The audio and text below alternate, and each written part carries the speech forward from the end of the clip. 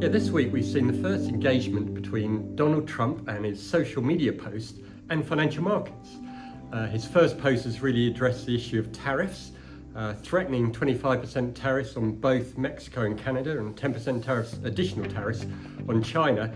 This in response to immigration issues in the States as well as the fentanyl crisis. And we've really seen the fallout in those currencies in the frame, in the firing line, the Mexican peso, the Canadian dollar and the Chinese renminbi. Just take a look at the Mexican peso. It's now at the weakest levels in over 2 years against the dollar.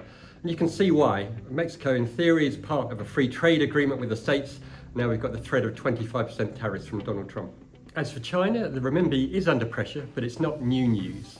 Largely the tariffs that have been put in place under the first Trump administration have stayed there under Biden, and I think the whole market has been expecting this.